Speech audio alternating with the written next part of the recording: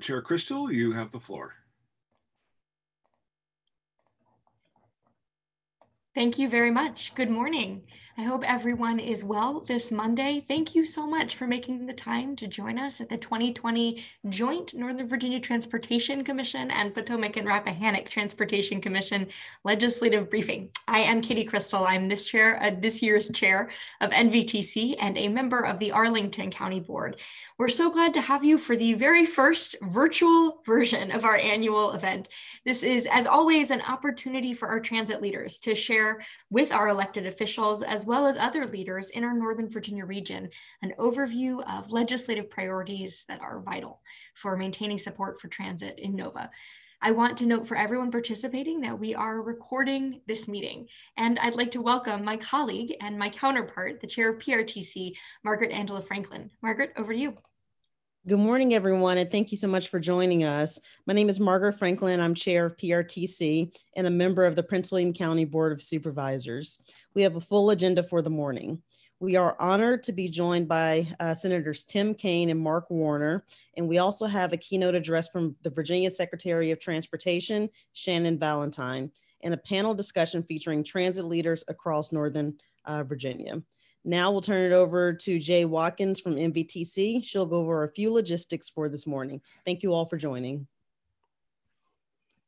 Thank you, Chair Crystal and Chair Franklin. My name is Jay Watkins, and though I am most often behind the scenes doing the marketing and outreach for NVTC's Commuter Choice program, I am excited to serve as your host and moderator for today's event. We have nearly 200 participants with us this morning, including more than 35 elected officials from cities and counties across Northern Virginia, as well as state senators and delegates and governor-appointed members of state commissions and authorities. We welcome staff from legislative offices in Washington and Richmond and members of local chambers, transit advocacy groups, and transportation consulting firms. We also welcome the commissioners from both NVTC and PRTC and their jurisdictional staff who continue to fight for robust transit systems here in Northern Virginia. We're going to start our program this morning by welcoming special guest Senator Mark Warner. Following Senator Warner, our keynote speaker, Virginia Secretary of Transportation Shannon Valentine, will provide us with an updated perspective of transit and transportation in our state. After Secretary Valentine's remarks, we will have a 10-minute Q&A session with the audience before beginning the first panel featuring Washington Metropolitan Area Transit Authority General Manager Paul Wiedefield, Virginia Railway Express CEO Rich Dalton, and OmniRide Executive Director Bob Schneider. After the first 10-minute panel Q&A, guest speaker, Senator Tim Kaine, will join us for a special message. We'll have our second and final panel with the Northern Virginia Transportation Authority Executive Director, Monica Bachman, and the Northern Virginia Transportation Commission Executive Director, Kate Mattice. After that panel's Q&A, we'll wrap up with brief closing remarks from the commission chairs and a video presentation produced by the Virginia Transit Association. We encourage you to use the question and answer box within the Zoom webinar platform. While we will leave time for questions after several segments of today's event, please note that each Q&A period is limited to 10 minutes. We will try to get to as many questions as possible, but we may not get to each one. We encourage you to use social media to share and discuss today's event using the hashtag #NoVaTransitBriefing. That's capital N-O, capital V-A, capital T Transit, capital B Briefing. Please remember to tag us at Nova Transit for NVTC and PRTC Transit for PRTC. Now I'd like to welcome our first special guest, Senator Mark Warner.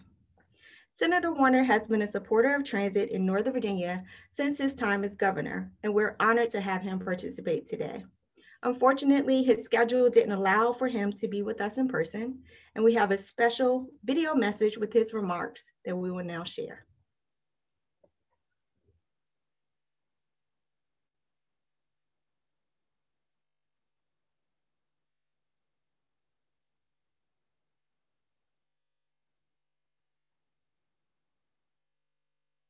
I'm Virginia Senator Mark Warner, and I appreciate the opportunity to appear before NVTC and talk a little bit about the challenges we're all going through during the pandemic. First, I hope that all of you and your families have stayed safe.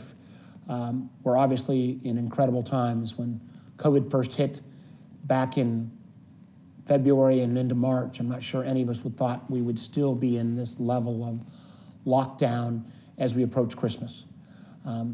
I know this has made enormous economic disruption for businesses, for families. It has been a healthcare crisis. It has turned into a food security crisis, but it also dramatically affects our infrastructure. It affects transportation. It's slowed down the ability for new projects. It's challenged the ability for our public-private partnerships and some of the tollways to see the resources and revenues that they expected. And increasingly, with the cutting back on federal funds, it has jeopardized some of our region's most important transportation assets, in particular, WMATA.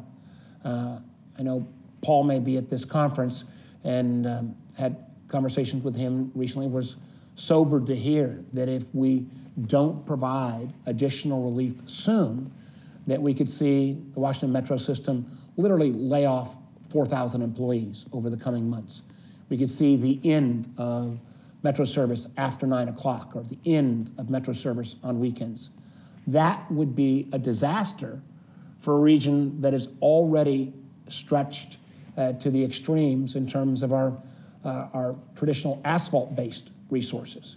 It's one of the main reasons why over the last 3 weeks, starting about 10 days before Thanksgiving, I've been working with a bipartisan group of senators to not kick the can any further on COVID relief, to put together, and it's now in the press, a $908 billion plan to bridge for a 4-month period our economy and recovery till a Biden administration gets settled in. This plan would put in place needed funds for small businesses under PPP. It would put in place additional unemployment resources for folks who would otherwise lose their benefits the day after Christmas. It would put in place additional assistance on food assistance. It would actually put in place and make a significant $10 billion investment in broadband infrastructure, something we've all realized is a utility and an absolute necessity now. There's a host of other parts of this program, state and local government assistance, $160 billion, $80 billion plus on education assistance. Particularly for you folks and for Metro and for our infrastructure, it will include $17 billion for airports. $17 billion for the airlines, $4 billion for airports, $15 billion for our public transit systems, and I know we may need more there, but that's been the subject of a great deal of negotiation. $8 billion for our private bus systems around the country, $1 billion for Amtrak, and it's my hope that while this is not enough to make up for the lack of ridership over the last 10 months, it will at least be a bridge to hopefully a more friendly transit and transportation-friendly administration coming forward. So keep your fingers crossed. My hope is by the time this video is up, this is all real time happening. We may even have support of President Trump, and we may be able to get this bipartisan effort to the floor of the Senate. Combining that with making sure that we keep the federal government open through the end of the fiscal year would at least allow us to go into the holidays with a little bit of respite. So stay safe, stay strong, and I look forward to continuing to working with you on this and so many other projects going forward. Thanks so much. We appreciate Senator Warner and his team for making it possible for him to share those words with us this morning. Now I have the pleasure of welcoming Virginia's Secretary of Transportation, Shannon Valentine. I'm sure that Secretary Valentine is familiar to many of you, as she's been a prominent advocate for growing the transit network across the Commonwealth.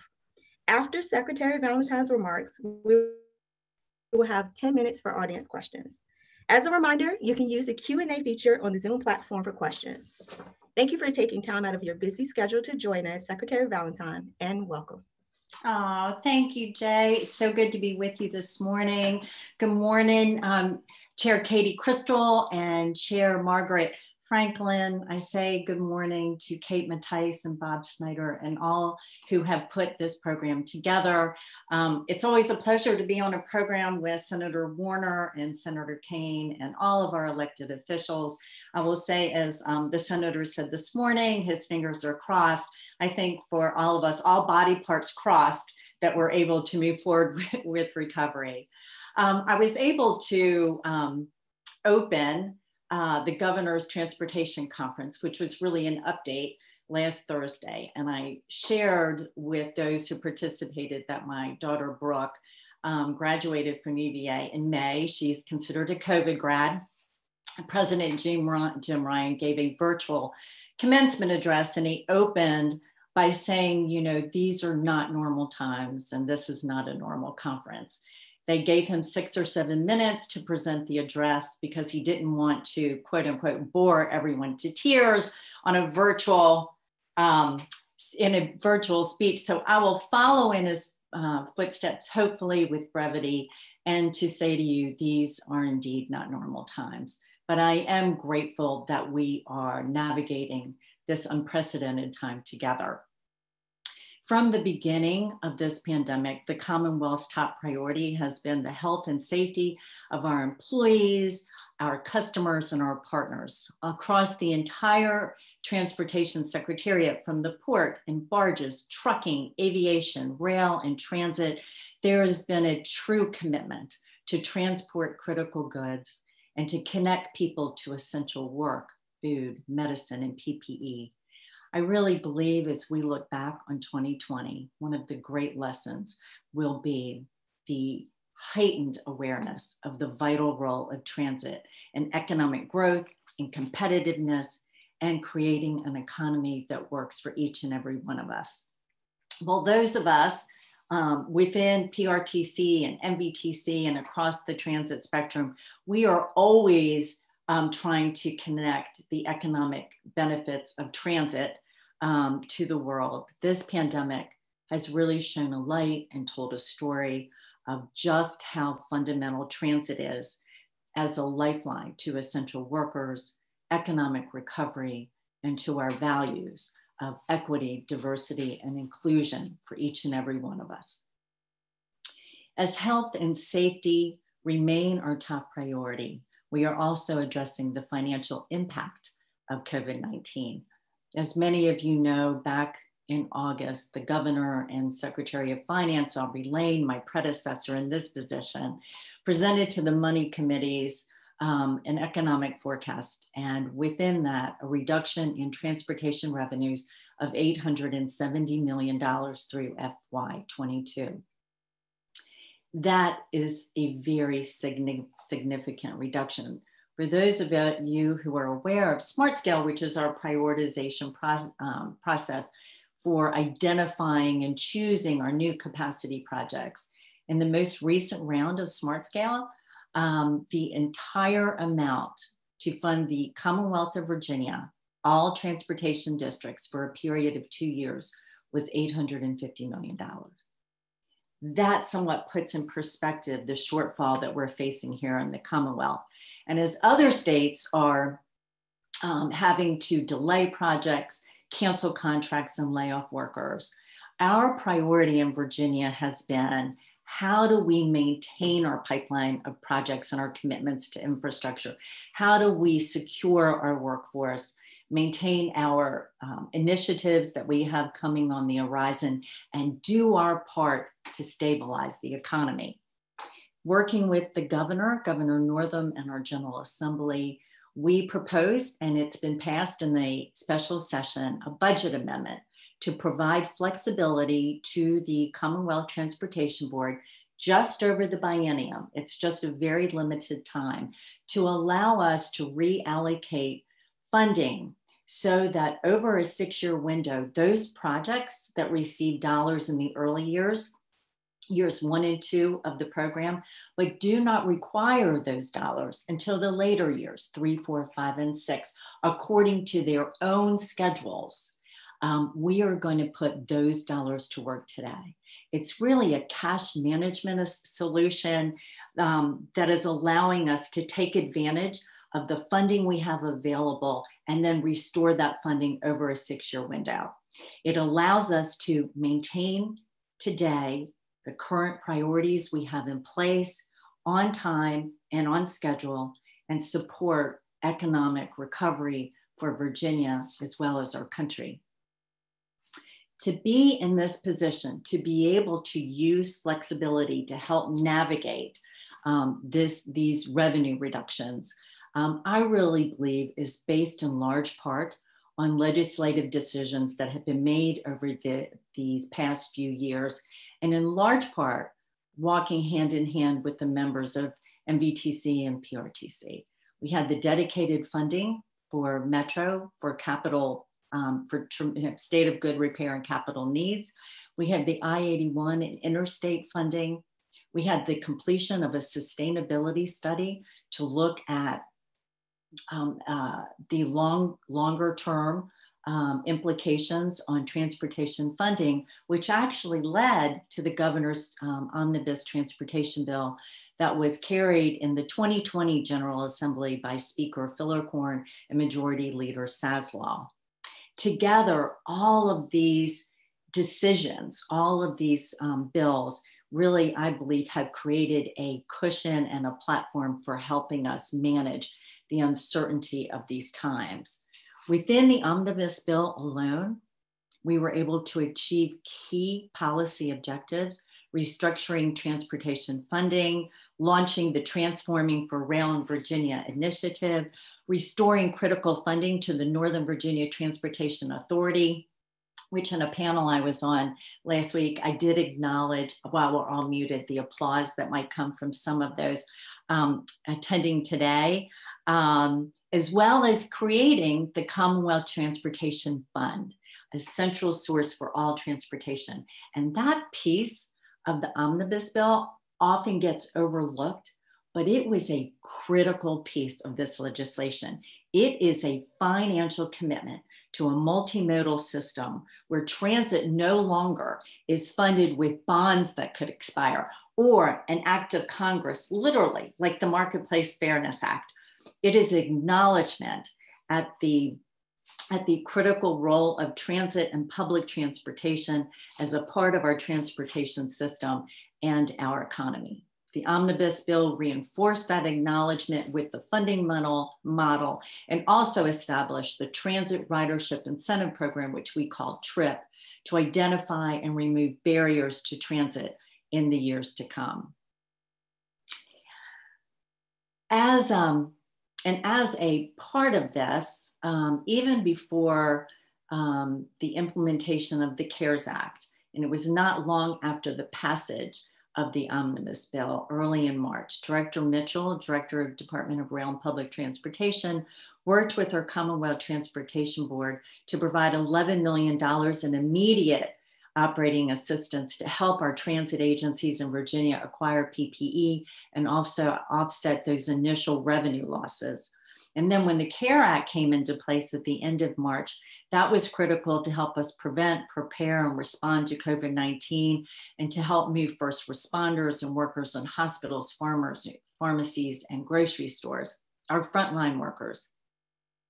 As funding is running out, as Senator Warner addressed this morning, the entire transportation industry is calling on Congress to provide financial aid and a second pandemic relief package, which wouldn't it be great if it passed before Christmas?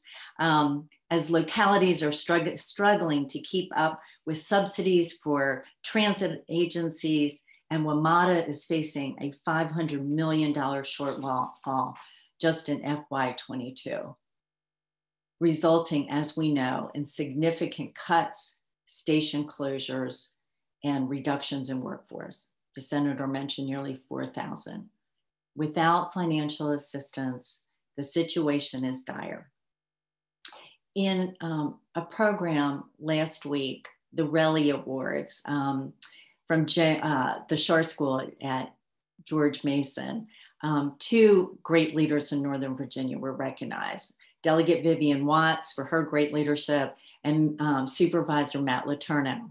And I didn't capture the exact quote of Supervisor Letourneau, but it went something like this: you know, how can Northern Virginia and the greater Washington region recover, maintain economic growth, and compete globally if we fail to support our mass transit system that connects the region in Northern Virginia and serves our nation's capital? I just don't believe it could be said any better, except with how exactly Supervisor Letourneau may have said this, but it is just such an important point.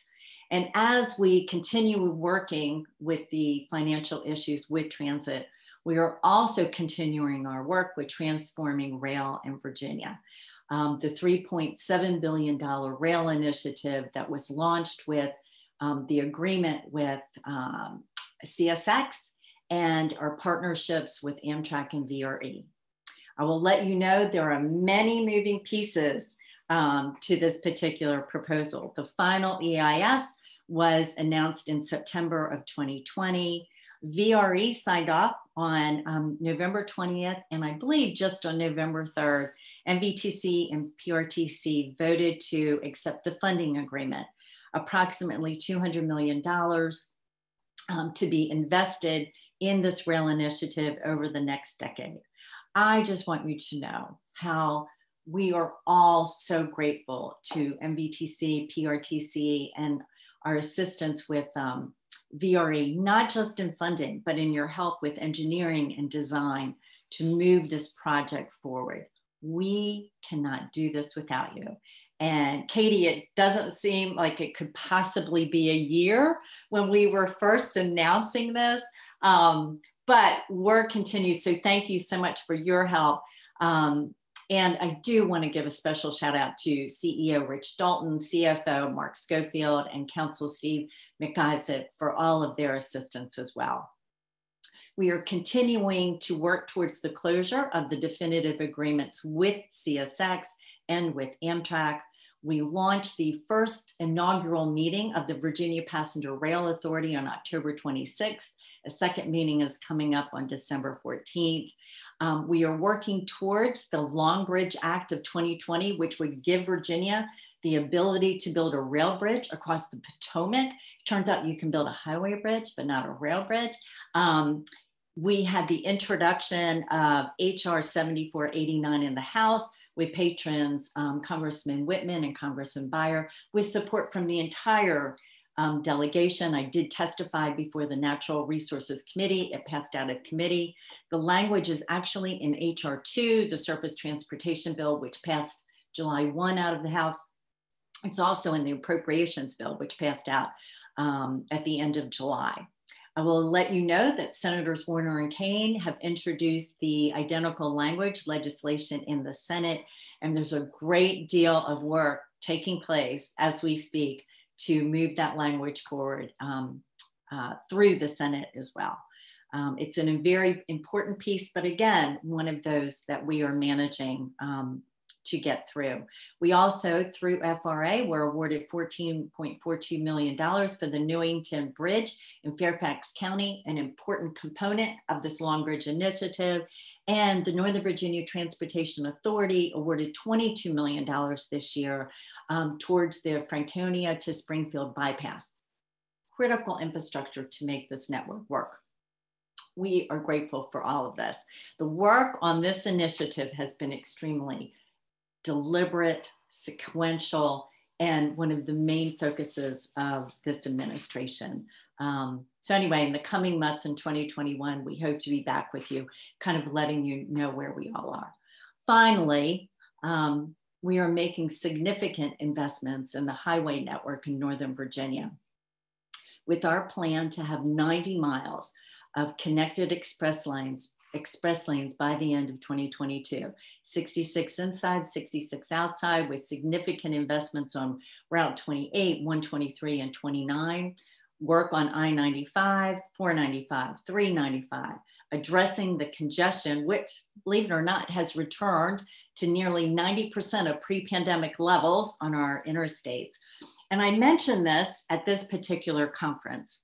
because I believe that one of the greatest values of express lanes to the Northern Virginia region is their ability to move more people and provide reliable, toll-free trips for transit buses, van pools, and carpools. That reliability that is built through our express lanes support our transit systems, and both go hand in hand. Again, it's really an investment in a multimodal platform in Northern Virginia so that we are able to compete regionally, nationally, and globally. All of this goes together. In the coming weeks of months, there are going to be a convergence of key developments and opportunities for us once again to work together. We're going to have a budget reforecast in December. Hard to believe since the budget was just signed November 18th. So a lot of work is taking place. We have the 2021 General Assembly session coming up, the implementation of the omnibus and the targeted flexibility to the CTB to manage the financial uncertainty that I described earlier, the potential for a second Recovery Act, and the introduction of a new administration and President-elect Biden's Build Back Better, the consistent monitoring of COVID-19, the arrival and distribution of a vaccine, and the impact on both health and safety, financial implications, transportation trends, and the crucial input from business, citizens, customers, employees, and partners, as we all once again navigate what is definitely not a normal time. So I thank you for allowing me to be here, and I'll be happy to take any questions. Thank you, Ms. Valentine. I would like to open up the Q&A with from our chairs, as the benefit of being chairs. Chair Crystal, if you would like to go first. Thank you so much, Ms. Watkins. Secretary Valentine, thank you for being with us today. I think in some ways you're highlighting all of the work that is underway regarding transforming rail is kind of a reminder that this is both the best of times and the worst of times for rail in our region, that catastrophic cuts that we're facing in Metro absent federal action, and yet at the same time, so much potential for commuter rail and passenger rail in general. Thank you for your work and leadership on that. Another modality I wanted to ask about is bus, and especially the role that bus can play in equity.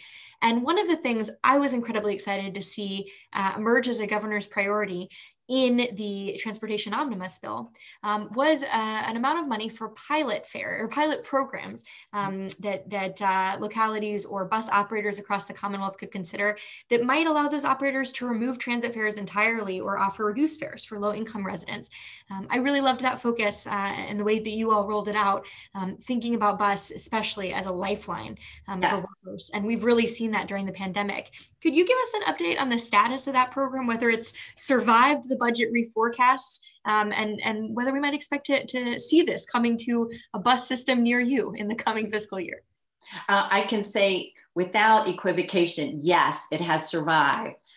Two, as I mentioned, we're getting the budget reforecast in December. We'll be able to know how much we can actually allocate to that. We're going to be phasing this in. But the important point of this, as you're pointing out, is how can we identify barriers that we may not even consider, all of us here, but how do we remove those barriers so that transit is accessible to all people? And how do we ensure that, what does it really mean to go from point A to point B?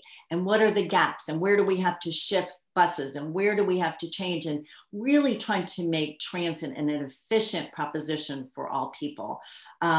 I believe that, through our programs, we can do this, and through these pilots, we can do this. But for me, I'm really challenging my team to start at planning within VTrans, to really look at how we can do this, not just through an additive program, but we're actually building it to how we plan our transportation systems. I look at modeling, and we have some of the best in the country. To look at modeling of needs in our urban areas and as well as in our rural areas. And we'll see, the different colors of what needs are, and the red really highlighting, this is a big need. But I'm really trying to transform those colors into people and into opportunities and hospitals and medicine and food, the food deserts we have. So it's a comprehensive program. The transit ridership incentive program is in place, Katie. It is a priority. But again, it's a piece, and that's how I am choosing to look at it. Thank you. Chair Franklin, did you have a question? I don't have a question, but I want to thank Secretary Valentine for her advocacy and your work on helping to secure funds and resources for our transportation projects and our infrastructure projects, particularly here in Northern Virginia. Obviously, we're going through a pretty difficult time, and we'll be working closely, and we've been working closely with our senators. But I really just appreciate the work that the Northam administration has been doing in helping us to stay afloat. So thank you for your work. Thank you, Madam Chair. My pleasure. Can I just say one thing about this, that when we passed the dedicated funding for Metro, and I know every organization in Northern Virginia is supportive, but there was a majority of funding coming out of the Northern Virginia Transportation Authority at the time, and the governor tried to put in amendments which didn't pass immediately. But in the omnibus bill, we restored the funding that the governor had put in. We did pass the I-81 legislation, which a portion of those funds, the interstate funding, will be allocated to Northern Virginia Transportation Authority. And I believe, it's being incrementally phased in. And I believe by 2023, it's up to about 18 million. And in addition to that, Delegate Vivian Watts really championed $20 million a year being restored to the authority.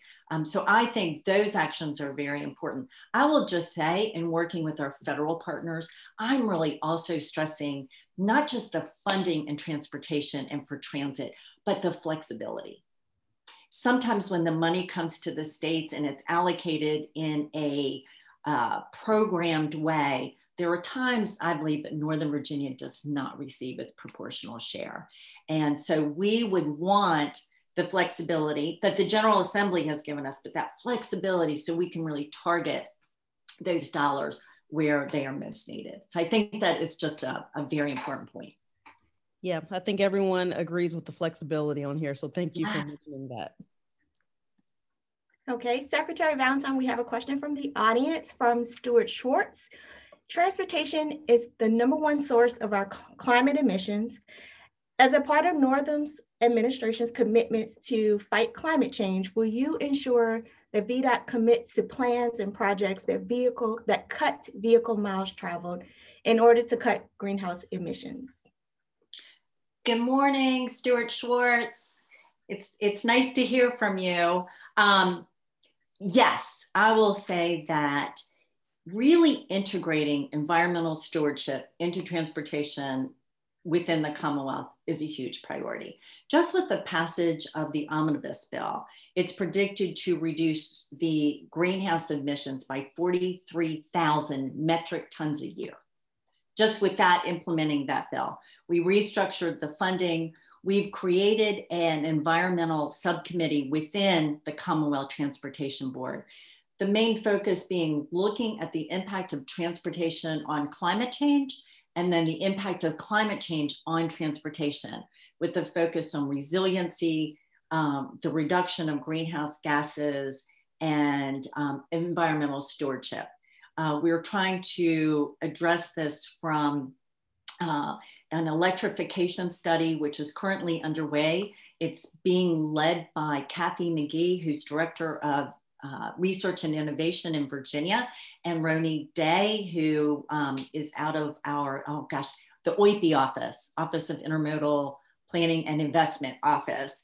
And they're leading the study, but looking at how transportation needs to be prepared for the electrification that is unfolding before us. It's interesting. I think the top 3 out of 4 reasons for what has been less than anticipated adoption of electric vehicles has really been the infrastructure, the proximity of charging stations, you know, the fear that you can't drive long distance. It's those obstacles that we're really trying to address. And so the results of that study is really coming out in just a few weeks. So building all of this, as well as an anti-litter campaign, I'm going to say, which is Virginia is for lovers, not litter. And I encourage everyone, there's a pledge you can take, a no litter pledge in Virginia. We're trying to make it comprehensive, make it real, serving our Commonwealth and our environment. It all goes hand in hand. We have time for one more question, and the question is from the audience. It says, are you optimistic about transit and rail following the pandemic? Where do you see transit a year from now? You know, that is such a great question because we're all posing that question. We are all looking at trends. I will say that as far as our highway use, we're seeing it nearly at 90% of pre-pandemic levels. We do have a vaccine coming on board, but certainly we have to be really clear-minded about, you know, how has this pandemic affected workforce and our work decisions as we plan for the future. I really believe that looking at transit and rail is really a way as investing in our future.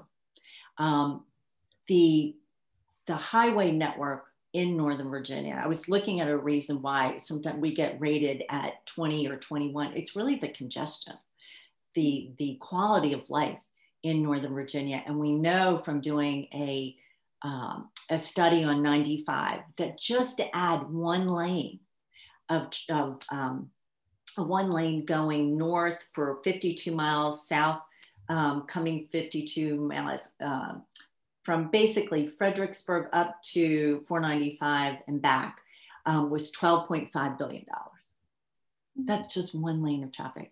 And what we're really trying to do, we're creating, I believe, generational solutions for how we will see mobility and transport. Those are the solutions we're bringing to the table, looking at the long-term consequences. Whether we're seeing it from a congestion perspective, a mobility perspective, a reliability perspective, it is that multimodal platform that I believe is going to position Northern Virginia, the greater Washington area, and the Commonwealth of Virginia as a leader in the world. That's the kind of investment that we're making as we incorporate all the uncertainty that we have to embrace. Do I sound very excited about it? Thank you again so much this morning for participating and answering our questions today. Thank you so much for your time.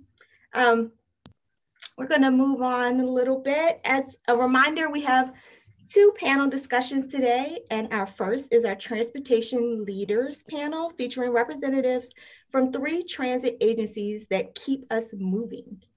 Please welcome Paul Wiedefield, CEO and General Manager of WMATA, Rich Dalton, CEO of VRE, and Bob Schneider, Executive Director of PRTC, which operates as OmniRide. After a few opening remarks from each panelist, we'll open it up for audience questions. Paul, please go ahead. All right, thank you. Good morning, everyone, and thank you for inviting me again to this your legislative meeting. I know I've done these for a number of years, and I always look forward to them every year. What I thought I'd do is just give you a sort of a quick snapshot of some of the financial issues that we're dealing with here, just to bring everyone up to speed, and clearly I will take any questions you might have. All right, the first slide, please. I think it's important that we just step back and remember what our priorities are, and particularly during these times. Our first and foremost priority will be the safety of our employees and our customers. Unfortunately, in the transit industry, our frontline operators are basically exposed more than most of us, to be frank. And tragically, we lost 2 of our own employees during this terrible time. So we have to have that as our number 1 priority, and will continue to be our number 1 priority, again, for our employees and our customers. The other thing that we've been trying to do is try to align service that we have with the limited dollars we have with the demand that we have. So we've looked at that very closely. We've done it in the 21 budget with some of the cuts that we had to go through, and we've proposed it in the 22 budget. So I will talk about that later, I'm sure. And then the other thing we recognize is that the tremendous stress that the local governments are under financially, and that we have to make sure we're trying to minimize the growth of the subsidy that is asked for from the state and local governments. And we will continue to do that looking for into the 22 budget. And then finally, another area which, you know, we have, the board has made tremendous strides towards is service equity. And I mean that in a very broad sense. We have taken a very hard look and continue to do a number of things on the policing of the system and our police force, recognizing, you know, the ugliness of, be frank, of social and racial injustice in our community as a whole and our nation as a whole. We're also looking very hard at our bus system, our bus network, how we can serve the entire community. We're coming out with some standards, working with the board on that right now. And we also continue to focus on minority and small business opportunities, just given the scale of the dollars that we spend.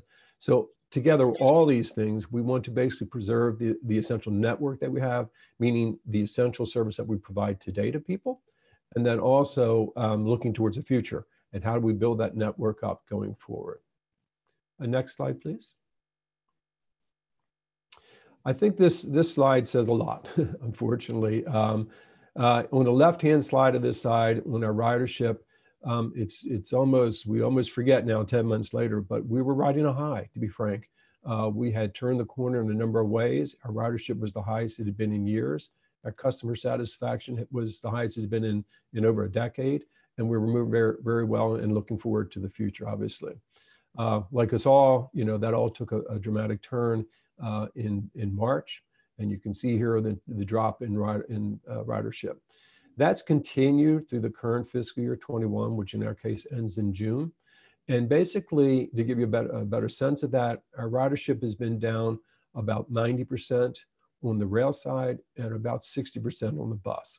And the bus has improved some, but the rail has been pretty much steady almost for the last 9 months. Compounding that issue, as you may or may not know, is the dependency of the rail ridership on our revenues. Rail ridership basically accounts for roughly 80% of our revenues, even though it only counts in normal times 60% of our ridership. And that's because we charge obviously longer for distance and peak fares where we don't do that on bus. So until the rail comes back, that really hurts our financial position. We do project that ridership will start to come back in next fiscal year in 22. We hope it comes back much, much stronger, either through the vaccine and acceptance of people to use the system.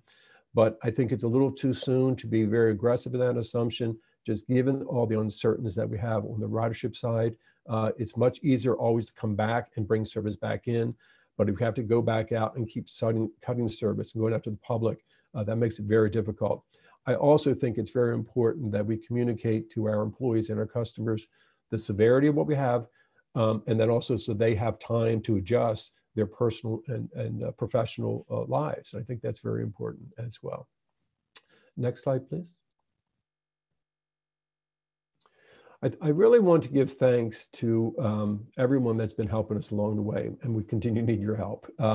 Obviously, what the local governments have done, the state governments, and to be frank, the federal government did with the CARES Act, you know, with that effort.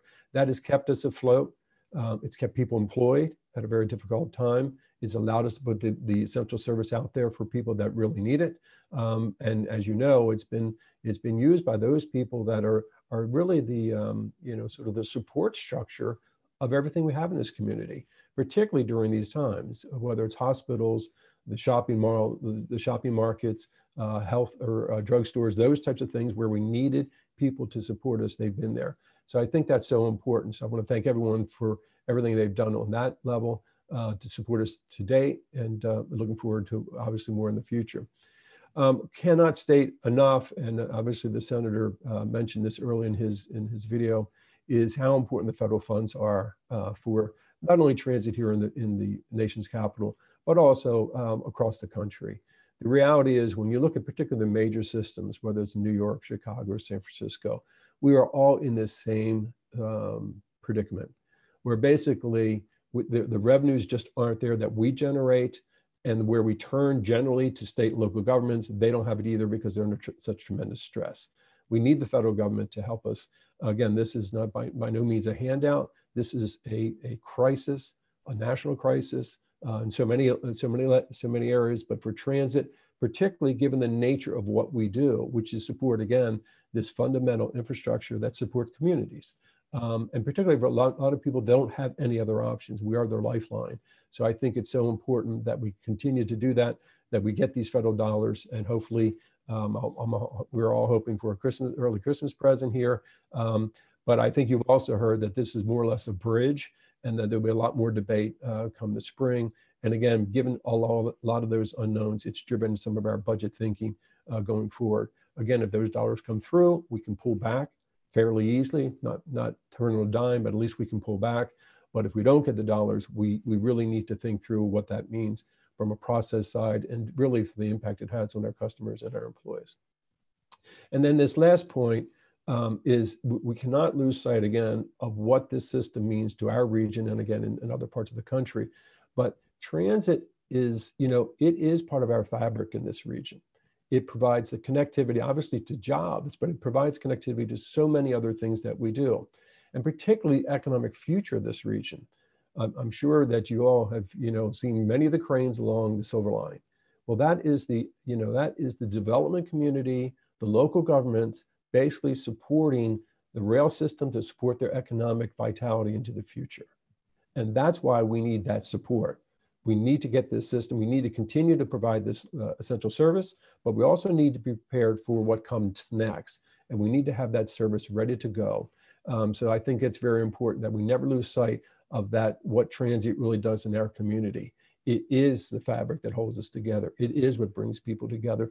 It's so many levels, whether it's cultural, religious, entertainment, and obviously work. But just, who we are in this region is Metro and what it provides. So I think it's so important that we don't lose sight of that. I'm very positive thinking to the future on transit. I think that we will get through this. And I think that, again, this region is built around this system and vice versa. And I think that's where our future lies. So thank you again for giving me the opportunity to speak today. And I'm glad to take some questions later. Thank you.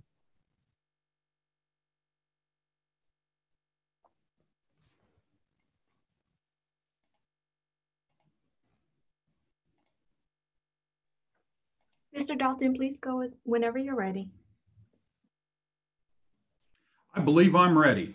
Thank you. Good morning, everybody. Happy Monday. Once again, I'm Rich Dalton. I'm the Chief Executive Officer for the Virginia Railway Express. I'll just touch briefly on sort of the current environment, COVID related, and then obviously one of the many themes that we have here at VRE is to keep a lens on life after COVID. So let me step through a couple of things here for you. Next slide. So first, VRE's response and recovery to COVID-19 has essentially occurred simultaneously. In the beginning, we had to adjust our service in response to the dramatic decrease of approximately 95% of our demand. We continue to operate at a reduced service level. We also immediately embarked on measures to enhance the health and safety of our staff, onboard train crews, and passengers. Social distancing, the wearing of facial coverings, enhanced and more frequent cleaning and disinfecting of trains and facilities are some of the measures implemented. In many cases, these measures were developed in-house using available guidance from the CDC, a great partner, the Virginia Department of Health, and other regional healthcare professionals. Financially, VRE received assistance from the Department of Rail and Public Transportation and from the CARES Act. Coupled with VRE-held operating reserves and prudent fiscal management, VRE is poised to continue to have the means to supplement lost fare revenues and continue operations up to pre-COVID levels, well into and possibly beyond our fiscal year 22. Next slide. During this time, of course, we have maintained a continuity of operations throughout this period. As Secretary Valentine alluded to, it was almost 1 year ago that Governor Northam announced the Transforming Rail in Virginia. And during this period, or excuse me, next slide.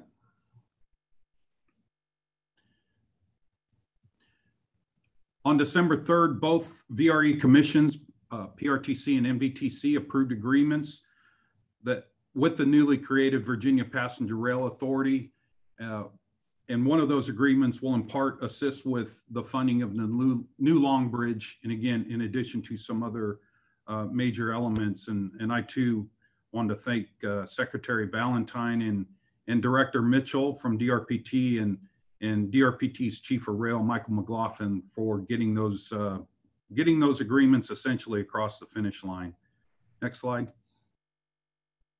Just want to share here a little bit with as we speak about our continuity of operations and continuing to push forward our capital improvement program. Of course, this capital improvement program includes multiple elements ranging from maintaining our assets in a state of good repair to expanding passenger stations, new rolling stock technology, and new facilities for equipment maintenance and storage. Our total capital improvement program is nears $817 million, with approximately 85% of that program funded. Next slide. So across our system, we have projects in various stages: concept, preliminary engineering, and environmental review, final design, and construction. Again, these projects continue to move forward and provide work to the region, including small and disadvantaged businesses. Next slide. Prior to COVID-19, like other transportation and mobility providers in the region, the VRE Operations Board and staff developed plans and key initiatives in collaboration with our regional partners to improve safety, increase reliability, and mitigate congestion. And of course, a major component is transforming rail in Virginia.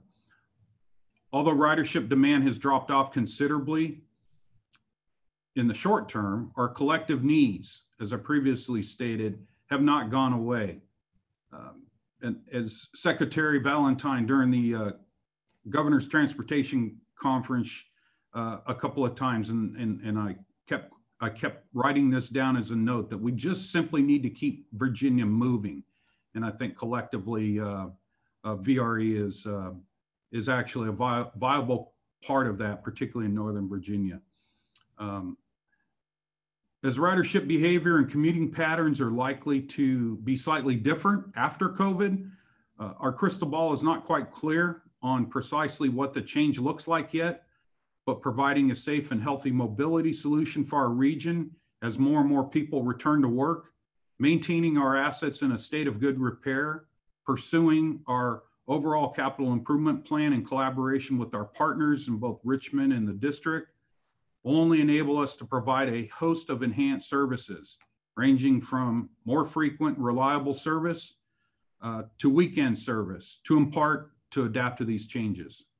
Thank you.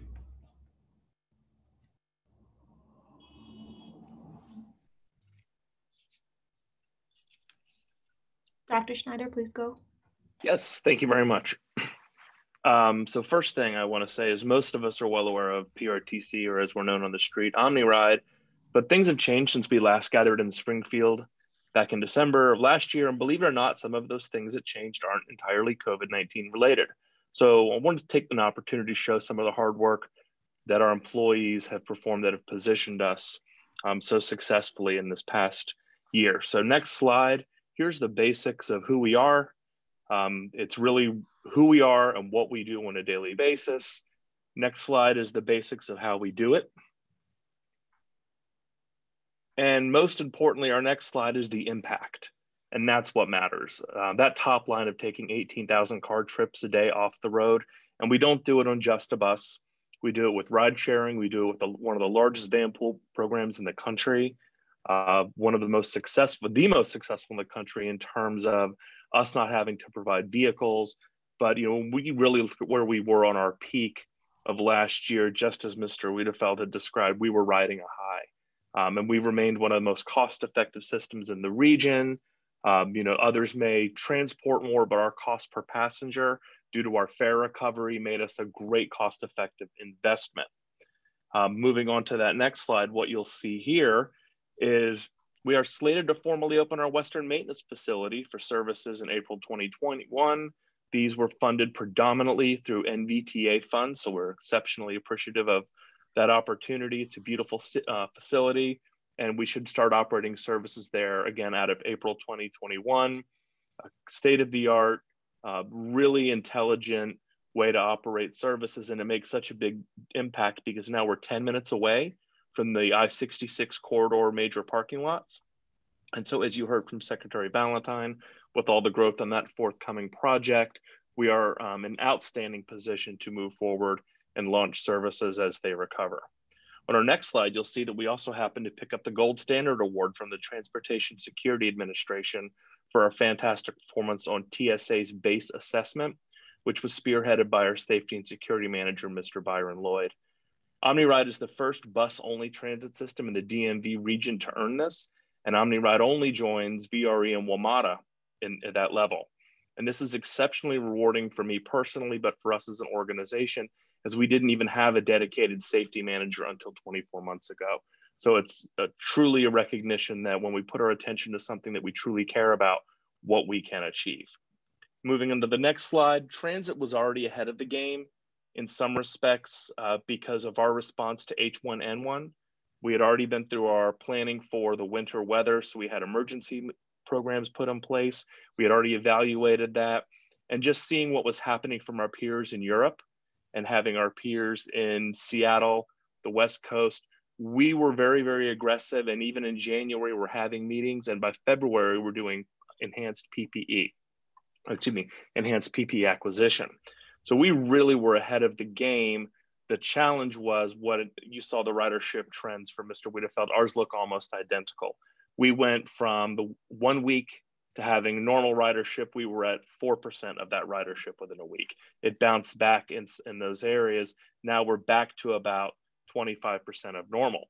Lots of attention for our customers, but as you'll see on our next slide, we put a lot of energy on our operators, really just letting drivers know, hey, we have cleaned this bus. They get off that vehicle at 8 o'clock at night. They may not see it till 4 in the morning. What are the protocols we put in place? We have on-site facility cleaning. We had limited exposure, all of those different things. Our transit center is at our facility. So that was also how do we work with customers, work with the community, and how do we put those programs together? One of our most successful efforts is putting our employee task force together so that we could bring our employees back bit by bit and work together, and they could help address those issues that we need. So alluding to the big question is, on our next slide, with all of those things that are occurring, what are we preparing for? Ultimately, I think this is an opportunity for us, not just as a system or a region, but as a national industry to recognize what are the changes. And number one, employee health and safety, it's always been there, but generally the safety is about training the employee to keep the customer safe. What is wonderful about this is that it is positioned and it's required us as leaders, but now it's going to require us as, whether it's a funding agency or whether it's a policy level organization, to really put employees' health and safety at the forefront beyond just your classic accidents and incidents, injuries that might happen in the shop. Now we're really talking about the health of microbes, and are we wearing our PPE appropriately in the right ways? The other component is transit and the higher demand for cleanliness, especially in large urban areas. There's kind of just been an assumption that there's going to be a little bit of scruffiness. And you get that when you go to any major city in the United States. That is no longer going to be acceptable, and it's not going to be acceptable in large systems or small systems. And if you don't demonstrate a consistent way to keep things clean, it's going to be a significant challenge. Well, that doesn't happen through waving a magic wand. That's expense. One of the areas we tend to cut is in some of those, how frequently we clean, or can we do a reduction in janitorial? The answer is now no.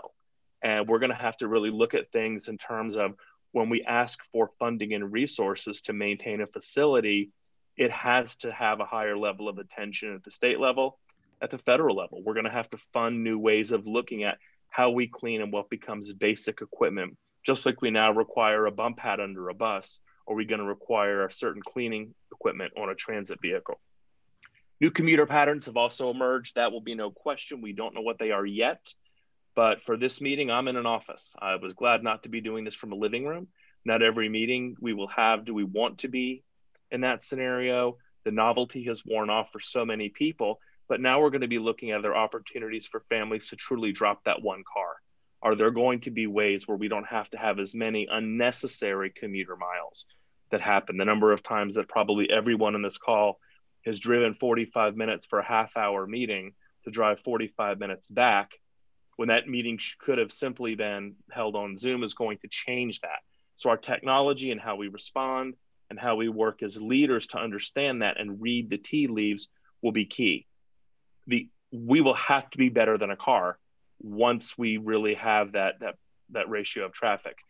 Bear in mind, Secretary Valentine said we're at 90% of pre-pandemic. The worst day of traffic wasn't 100% of capacity. Capacity was sometimes 120 to 200% of. So there's that balance of that depending on the day. So there's a lot to learn and a lot to grow. The second to last bullet is preserving our local routes, and that is one of the most important things that we can do as a commuter agency. Our peers, for example, in Richmond, colleagues in Des Moines, Iowa, they aren't heavy commuter services. So their ridership is 75, 85% of normal. Where on our commuter services, our ridership is 20 to 25% of normal. Our local services are 65% of normal. So we're much better than we were in terms of 6 months ago, but those local routes are key. And some of the things that we are looking at is, do we want to consider operating on a fare-free basis long-term? We've been doing it because we wanted to reduce dwell time, but we had already put in reduced fares for senior citizens. And piggybacking briefly off Commissioner Crystal's comments, Supervisor Crystal, the concept of having the low fare for low-income residents, that already takes some of those issues into account. If you just bundle all of those values together and how much we spend on fare collection and all of those different things, it truly is a way for us to maybe look at local routes and preserving not just the route, but making them better by removing that burden of fare collection from an equity standpoint. I think the last item is the most important thing, and everyone on this panel has done an outstanding job of communicating our response to these different issues. It's not just a COVID issue, it's a social justice issue.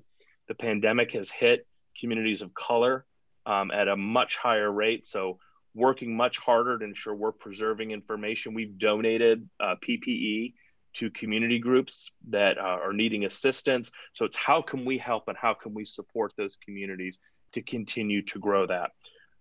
Without beating on the big picture economics, I think Mr. Wiedefeld and Secretary Valentine have done an outstanding job on that. But to really bring it home from a commuter standpoint, us, Loudoun, and VRE, we are very commuter driven along with the Metro Rail. If people don't pay a fare to commute, then some of those routes don't have enough volume to keep them alive. So the federal funds are key. We are about 25% of ridership on normal growth or normal services, and the vast majority of that is on routes serving the Pentagon, which makes sense due to the unique nature of what they perform. So for us to look at it is, it's really a question of what's that ridership loss. That ridership loss translates into a revenue loss. So that example is very clear and very directly a reduction of about $800,000 a month in passenger fare. So I think those are the highlights of what I wanted to cover, answer a couple of questions, and go from there. Thank you for your opening remarks. We will kick off our Q&A with a question from PRTC Chair Franklin. Sure thing. Thank you all for being on the panel and presenting. Just a couple of questions, one COVID related, one non-COVID, but particularly to the future of the federal workforce, which in the Northern Virginia region provides a lot of our commuters. Just wondering what you think that will look like in 2021. with regards to the health of our transportation system. And then kind of non-COVID related, obviously, I represent the Route 1 corridor. And obviously we're looking at a lot of revitalization efforts, and we've been talking about bringing Metro down into Prince William County. And I know there's been a lot of conversations about, do we have the population growth necessary? And of course, money is always an issue. And so just curious as to kind of what Metro expansions look like moving forward, particularly as we still reel from COVID-19. And so just curious to hear you all's thoughts. Thank you. This is Paul Wiedefeld. I'll start, and Bob and Rich may want to jump in. In terms of long-term, no, I think we have to take a long-term view on the expansion of the system. There's a number of lines that have been talked about being expanded. I don't see it in the immediate future, to be frank. I mean, I obviously would take quite a bit of research to do that because of the nature of a decision like that. But I don't think we should be limited in our thinking, for sure. In terms of the federal workforce, we're watching that very closely because they do have the opportunity to telework. We'll see with the new administration. The previous administration had pulled back a little bit on that. We'll see, obviously, with the pandemic and going forward. I did want to make one other comment, though, and this is particularly for NVTC and Northern Virginia in general. I mean, between Chairman Smedberg and Matt Letourneau, both great board members, they've done tremendous effort. They wrestled with some really, really tough issues. They've represented the Northern Virginia area very well, but also have kept sort of, the much broader, community region-wide perspective as well. So I just wanted to thank them because both of these issues are exactly ones they're wrestling with now as we are. So thank you. Chair Crystal, would you like to ask the panel a question? Absolutely. Thank you so much, Ms. Watkins. Appreciated all three of the presentations. And I think the experience of commuter bus service as well as commuter rail really reflect some of the trends that we're seeing about the changing in work or even residential patterns. And so you'll be leading edge, I think, in these areas. A question for the general manager, Mr. Wiedefeld, thank you for joining us. Certainly those Metro cuts are on everyone's minds, as I know they've been weighing heavily on yours since even before the proposal came out. I was heartened to hear your comments that should there be an infusion of federal stimulus, that there will be in a position to be able to adjust that forecast. And I'm so glad our senator is with us next to maybe talk in greater details about the prospects. The other piece, and as you noted, 80% of our revenue comes from rail fare. So the other piece is restoration of that rail fare once there is, we hope, a widespread vaccine, maybe as soon as the spring. And I'd love to pose to you a question that I've been asking, or Mr. Letourneau, whom I agree has done a fabulous job along with the Chairman Smedberg. But how do we look to sync up the return of ridership with the return of service? To put a finer point on it, I'm greatly concerned that we will have commuters especially, but even weekend riders ready to return to service, and the service won't be there for them. They'll experience those 30-minute headways that we've talked about, the other reductions in rail, and they'll think, this isn't for me, I'll go back to driving or another option. How do we pace that to ensure that the service is there when the riders come back? There's a few things there. One is we have to do everything in our power to let people know that it's safe to use transit, right, from a health perspective. And we will do that. We have been doing that. We actually have a campaign out now showing everything that we're doing. And then nationally, internationally, there's been studies that show that transit in some ways is safe, if not safer than going to the supermarket. So we got to keep that messaging and do that. So we will do that. But the larger issue that you're raising, which is it really underscores the need for these dollars, because if you lose roughly a third of our workforce, for us to go back and get, electricians and mechanics and people like that is going to be extremely difficult than to try to ramp up very quickly. So that's why, anything we can get that minimizes that impact, the better for us to bounce back quicker. Unfortunately, if it doesn't go that way, it's going to be, it will be a tough climb to get back out of there. Just the reality of bringing people back, to finding the people, even if people that we have that are basically being laid off, who have first call back for the jobs, they just can't walk in the next day and start operating. right? We have to recertify them and training, what all that. That takes some time. But the one thing that we have seen, we've done a number of surveys and focus groups, and particularly on the rail side, there is a hesitancy to come back until this thing is really pretty far behind us. And I think we have to we have to recognize that. A lot of those people that feel that way have lots of options, whether it's through car, whether it's teleworking, through, they've made some changes. So that's going to be a challenge for all of us, is what that future looks like, particularly in the near term. And so I think this is something that we're into, again, for a good 18 months plus to work through. I wish it was different, but I think hopefully it continues to fall the other way. But I think it'd be really presumptuous to think that, all of a sudden people wake up and sometime in July and say, okay, well, this is behind us. Let's all get back on the trains. And you think of our ridership, Cherry Blossom Festival, it's not coming, right? That's a big thing for us. Summer, tourism, museums, all that, is really what's driving some of our numbers. Because when we look at the aviation community, we look at the hospitality community, they're not projecting that right now. Now, again, everything can change very quickly. On the vaccine side, could change that. But that's why the federal dollars is probably the securest route for us to basically maintain those people, maintain everything we have, so that we can ramp up very quickly.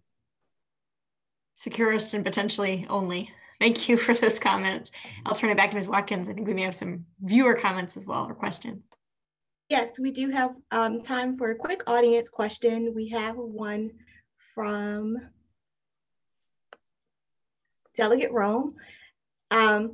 And the question is to Bob Schneider: how has COVID-19's impact on revenue and ridership affected the opportunity for expanding OmniRide service from Greater Prince William to areas outside the Beltway, such as the Dulles Corridor, as well as adding double-decker buses? So it has had an impact, especially when you consider the toll revenues that were projected that pay for a lot of those operational services. One of the big challenges is 28 north of 66 just has a wide variety of different transit locations to begin with. So how do you do multi-jurisdictional partnering? Sometimes the state funds go a long way to helping bridge those gaps, because then everyone's putting a little less money in the pot and they're willing to take that risk. So it could have an impact, but hopefully if we're getting the capacities increasing, we'll be back up with tolls. In terms of the double-decker buses, those are expansion vehicles. And right now we're not going to be in expansion position anytime soon. But to echo Mr. Wiederfeld's comments, everything can turn on a dime. It really comes down to what is that demand, what is that growth? And as we expand services, we're definitely going to be looking at our double-decker buses.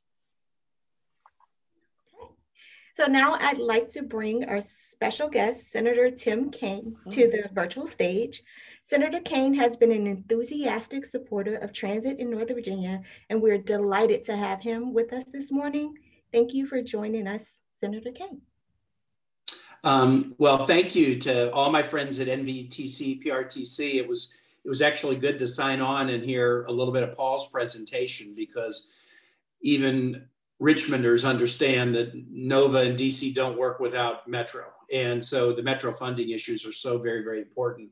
And I'm glad I was able to listen. What I would really like to do is take questions, but let me give you the latest, because we are hot and heavy on negotiating what will be, I believe, the 5th COVID package. And I imagine Senator Warner might have addressed it briefly in the video that he did, but I'll give you the up to the minute version, because I'm very involved in one piece of it. Good news is Democrats and Republicans, House and Senate, White House and Congress worked together to do 4 sizable COVID bills in March and April, but we need to do another one. At that time, we weren't exactly sure the depth of this challenge, either from the health side or the economic devastation that it would lead to. And so we're in a position now where we've seen and understand much more about it. And the American public, our businesses, our transit systems, our institutions, local government, state government, education institutions need more help. And we're getting close. I told all my colleagues last week in the Senate that I was going to do something that's kind of like the Senate version of the nuclear option. I was going to object to going to a holiday recess until we get the bill done. And any one member in the Senate can do that. And then you stop a recess unless everybody is willing to go on the record and vote to overcome your objection. And forcing people to vote right before Christmas to go on recess when millions of Americans are losing unemployment insurance benefits the day after is a very, very tough vote for people. So I put everybody on record that I'm objecting. And I did it once before and got my way, and I did it by myself. This time I'm not by myself. Many of us believe that we can't go on recess until we get a bill done. Mark Warner has done a very good job with a Senate gang of 8 that's connected to something called the Problem Solvers Caucus in the House. That caucus is equally divided, 25 Democrats, 25 Republicans. 2 Virginians are part of the Problem Solvers Caucus effort, Elaine Luria and Abigail Spanberger. And they put a bipartisan framework on the table for a 5th COVID bill at the end of September. It was probably too close in time before the election, and everybody was focused on that. But since the election, that proposal has been revived among many of us who are part of the kind of Problem Solvers Caucus side on the Senate. And you've got this group of 8 that are trying to negotiate a package of relief totaling $908 billion. Just to let you know, and I don't mean to be repetitive in case Senator Warner was able to address this, but the discussion right now, if we can get there on the $908 billion proposal, here's what's in it for transportation. $17 billion for airlines, $4 billion for airports, $8 billion for private bus and motor coach industry, $1 billion for Amtrak, and $15 billion for public transit. Now, the Public Transit Association nationally said we needed to do something more in the $30 to $35 billion range, and I don't disagree with that. And I'm disappointed personally that the size of the package is not what I hoped it would be, but I am pretty convinced that that's about as north as we're going to get with Republican majority Senate. That, you know, as Mark has told me, Tim, we're negotiating with the 4 most reasonable Republicans, and we can only get there. They're the most likely to be somewhat generous on the package, and that's about as north as we can get. And I think he's right.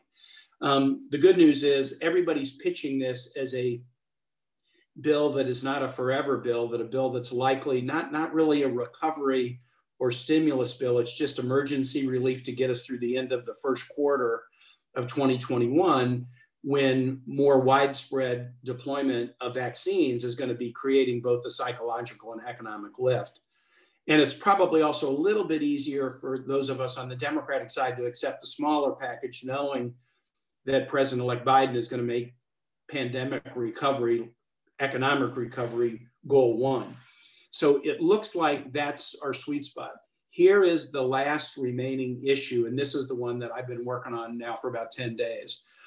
The 2 pieces of the bill that are the most controversial are state and local government aid, which Republicans don't want to do, and liability protection for businesses and institutions, which Democrats don't want to do. And so obviously the sort of trade at the end is what state and local government aid could be done in exchange for liability protection. The negotiators have reached an amount for state and local government aid that's about $160 billion. It's slightly more than what we did in the CARES Act in March. That's the amount. The Democratic HEROES Act in the House was $500 billion. The amount in this compromise proposal is $160 billion. But I think they're going to announce details, including these transportation details, at a press conference today. But the one that they're not going to announce is the details of the liability protection package, because that's still under significant discussion. And I'm in a group of 4 Democrats working with 4 Republicans to try to wrestle that one to ground. One of the challenges of the gang of 8 who have done a really good job in coming up with the overall package is it doesn't include people who've, you know, tried cases, been in courtrooms, understand the negligence laws, understand what liability protection looks like, the interplay of state and local tort reform, tort laws. And so there's a group of 8 of us who have done a lot of work in that area professionally, who are trying to come up with the kind of last piece of it. So I hope we can. I'm going to object to leaving until we do. If we are able to, there's significant funding in here, not as much as I would like, but there's significant funding for transportation priorities, including the important public transportation authorities that you guys are focused on. Last thing I'll say just very briefly is it's too early to predict the components of what would be President Biden's opening move on a coronavirus economic relief package. But everything I know about Joe Biden, he's an infrastructure guy, he's an Amtrak guy. I think he believes that infrastructure and transportation investments are great in the short term to help people, but also to the extent that they're infrastructure investments, they're also great in the long term because you build a better infrastructure and then you can live off that for decades. So I would suspect there to be a pretty significant infrastructure component that would include both transportation and likely broadband telecom as part of a very early Biden administration economic recovery package. But with that, Jay, thank you, and Katie and the team for having me on, and Bob, and I'm glad to open it up and take questions or take your suggestions. Thank you. We will start our question and answer with NVTC Chair Crystal. Great. Thank you so much, Ms. Watkins. Senator Kaine, good to see you. Thank you so much for making time. It sounds like you're in the thick of it.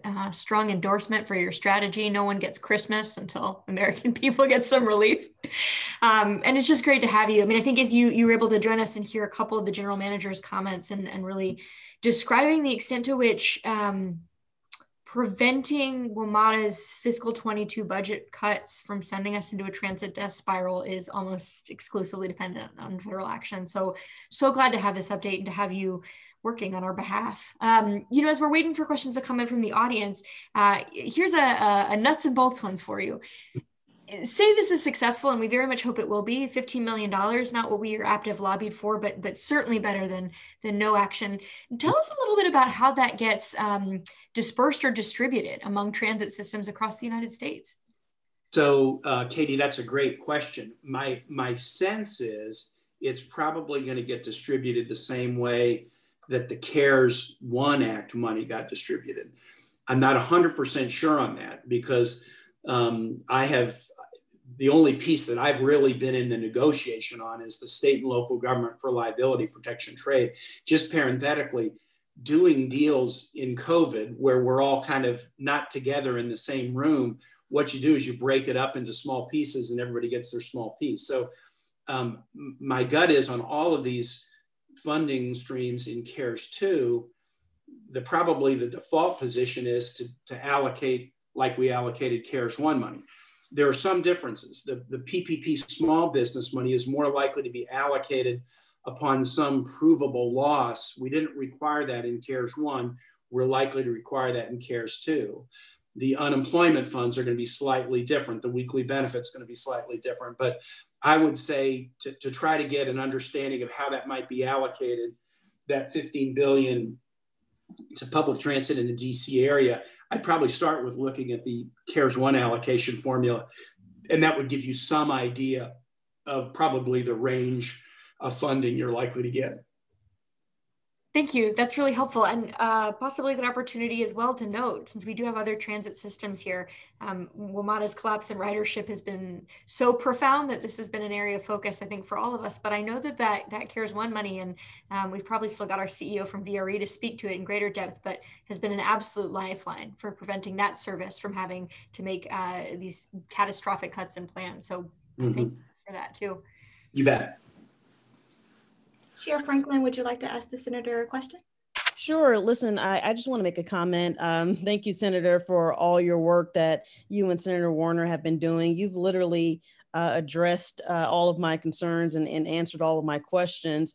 I just ask that you just continue to fight for transportation funds. Obviously, PRTC could always use additional funds. And thank you to Dr. Schneider for being able to utilize the funds very wisely that we've gotten from CARES. But obviously, next year is a different position as we continue to go through COVID. And if our commuting numbers don't increase, obviously we'll have to continue to look at additional funding options on our own. So thank you for working on that. You also mentioned about state and local funding just generally. Obviously, that's been a sticking point in Congress between the Dems and the Republicans, but I'm hoping that enough bipartisan outreach across the country in terms of getting more resources to our state and local governments. And one thing that I would highlight that Secretary Valentine mentioned is about the flexibility. With the funds coming to the localities and the states, one thing that we need is just greater flexibility in how to use those funds and making sure that we have as much time as possible to set up the necessary programs to distribute and disperse those funds. So thank you for the work that you all have been doing. Just continue to fight like you've been doing, and then make sure that, you know, when you're talking to your colleagues, you're talking about the importance of state and local funding and the flexibility that comes with that. So thank you so much, Senator. Excellent point that your chairwoman made on the state and local government piece. The CARES Act was $150 billion, and Virginia got right about 1/50th of that, $3 billion, either to Virginia or to Virginia localities, and that included a designated distribution of Fairfax County, and that has been just absolutely critical for the state and local governments. But there were some flaws with that. One, we allowed states and locals to use that money to deal with COVID-related expenses, but we didn't allow them to use it to backstop revenue losses. The business funds could backstop revenue losses. The monies to hospitals could backstop revenue losses. But the only way we could get the deal done, since the GOP didn't like state and local government aid, was no backstop or revenue losses. We're still working on that to see if we can lift that restriction. And then the second one that Margaret mentioned was the monies have to be spent by too soon a date. Now, if this were just a short-term challenge, that might have been okay. But now, you know, months later, we understand this is a challenge that's going to be felt for a while. And so we have to give state and local governments, and frankly, businesses, we have to give an awful lot of folks the ability who have accessed COVID-related resources to have longer periods of time to spend the monies. Or if you're a federal grantee, you know, the end time on your grant should be extended. Or if you're a federal contractor, the time to complete the work should be extended. We're gonna need to do a lot of extensions to reflect the reality of this. And Margaret, I feel very confident that we'll give states and local governments more flexibility on timing. I hope we will succeed in also giving more flexibility on the use of funds to include backstopping lost revenues. Senator Kaine, we have a great question from the audience. What can we in Northern Virginia and those watching this webinar do to make the case for transit in the current and future COVID relief bills? You know, I mean, I will say the good news is that I think the current bill, I think that dollar amount is set. That's not going to change.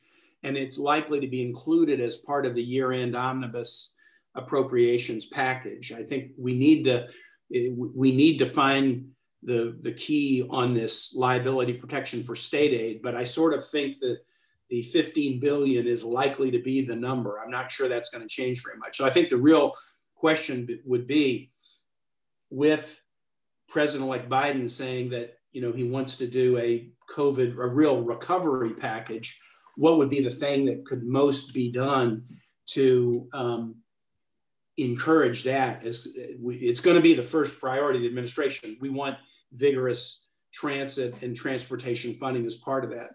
So, you know, I would say let's make it plain to the entire Northern Virginia federal delegation, House and Senate members, maybe pull us all together, you know, early in the next year, maybe after the Secretary of Transportation has been announced and we know who that is, pull the federal delegation together to get us all, you know, on a screen together and emphasize that priority. And maybe we could even figure out a way, again, once that secretary has been announced, to try to have a dialogue with the secretary designate, or potentially after the secretary's confirmation, have a dialogue with Northern Virginia leaders. It's likely to be somebody that one of us in the Northern Virginia delegation know pretty well.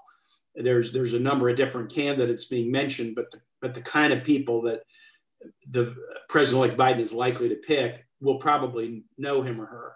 And maybe we could do something together to emphasize that priority with the designee. Okay. We have one final question for you from Delegate Rome.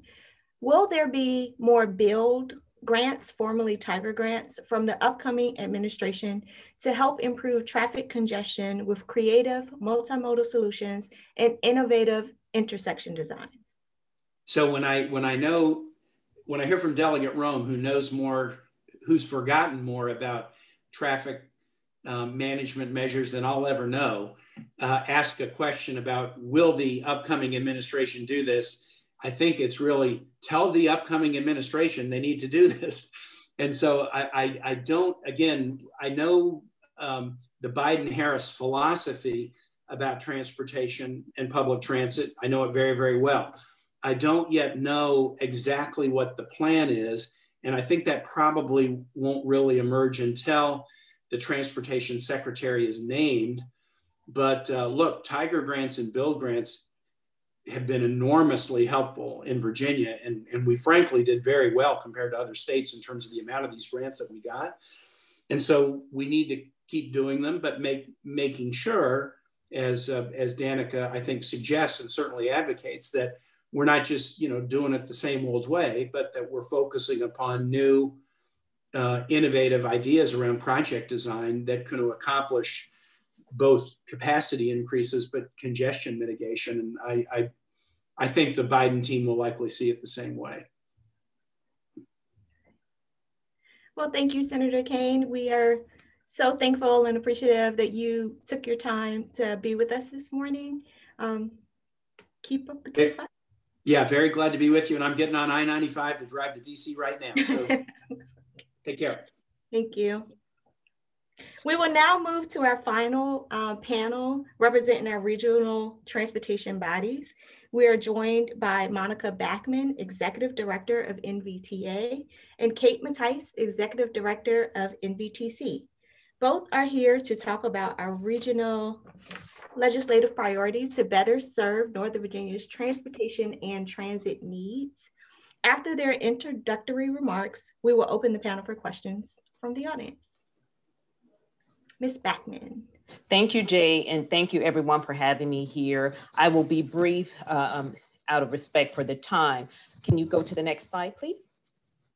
So I would like to note that the authority in this past July, we adopted our 6th funding program, which was our most competitive to date. We were able to provide $539 million on 21 transportation projects that were multimodal throughout the region. I want to take this opportunity to note that the authority is multimodal. We are not a singular mode funding entity at all, because what we realize here in Northern Virginia in particular, there is no single mode that really addresses all of the transportation woes in the region. Out of that $539 million, I have to note that $1.44 billion was requested for 41 projects. So the takeaway is there's never enough funding to address the region's transportation needs, but we are trying to do our best. And another thing I do have to note is that the authority, we were like everyone else, we saw significant reductions in revenues due to the impacts of COVID. Over the life of our FY20 to 25 6-year program, there was a net reduction of $245 million. So again, we saw impacts and the implications on the projects we were able to fund. I should also note, however, due to those impacts, we weren't able to fund as many projects as we otherwise could have, but we were able to honor every single funding commitment, not only for the 6-year program for the 21 projects that we adopted, but for the 4 previous funding programs. So we were not in a position where we had to defund projects or even to delay projects. And I do want to give a nod to the authority's financial principles and accounting principles that put us in a position to do that. Next slide. So General Assembly, Secretary Valentine actually spoke to some of this, so I'll just hit on the high points. Back in 2018, we do know that $102 million of the authority's revenues, and that really came from transient occupancy tax and grantors tax, were diverted for WMATA state of good repair capital needs. And we are, and I want to note, we are very, very supportive of WMATA, but we do appreciate the efforts of Secretary Valentine and the administration to help restore that money. As you noted, and Secretary Valentine noted in her presentation, that through the I-81 funding agreement and through the Omnibus Transportation Bill, we have $70 million of the $102 million were restored back to the authority. So we're very grateful of that. And I will also take the time to just flag the Commonwealth has been a great partner with the authority.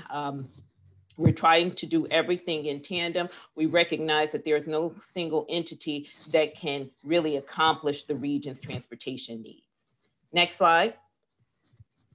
So the authority's legislative priorities. Again, we want to maintain General Assembly awareness of the need to fully restore the funding to the authority back to pre-2018 levels. That was pre the diversion of the revenue. We want to protect the dedicated revenue sources and powers of the authority. We are advocating for COVID-19 federal relief funding for transit agencies that includes WMATA, VRE, PRTC, for all of the transit agencies. Because as we know, and as Secretary Valentine said earlier, while we're seeing a much quicker recovery for road uses, the recovery for transit has been slow, and these systems really need relief that the state and local governments cannot handle alone. We just can't provide the level of relief needed. So we are appreciative to Senator Warner and Senator Kaine's efforts to try to secure some federal funding for the transit agencies. And again, we want to work with the General Assembly and member localities to achieve permanent flexibility for public bodies to hold meetings electronically. That's been a talk that all of the localities and agencies have. We've been having these discussions. One thing we noted, we didn't really skip a beat when everything was shut down due to COVID. We switched to electronic platforms. We've been having these virtual meetings like we're doing so now, and we would appreciate some level of flexibility to continue to do so when the public health and safety concerns are present. Next slide. Lastly, I'll touch on the transaction update. Transaction is the authority's long-range regional transportation plan for Northern Virginia. Our current plan was adopted in 2017. We update this plan every 5 years. It's critically important because by law, the authority can only fund with our 70% regional revenues projects that are in this long-range transportation plan. Earlier this year, the authority did an impact of COVID, the transportation opportunities and challenges on our transportation network. And since we've done that work, a lot of things have changed. So one thing we would like to do is do a deeper dive of the impacts of COVID on transit, trails, bike and pedestrian facilities, on the whole network, including teleworking, and put that in our long-range transportation plan, because we know that some things have changed on a temporary basis and some commuting patterns will be more permanent and long-term. We have 3 goals as part of the transaction update: improve mobility, increase accessibility, and build resiliency. We want whatever that we're investing in to be resilient. And we anticipate at a fall of 22 adoption. Lastly, the point I want to note before I get to the closing slide is I hear a lot of comments saying, oh, well, since everyone was teleworking, do we need to make investments in infrastructure?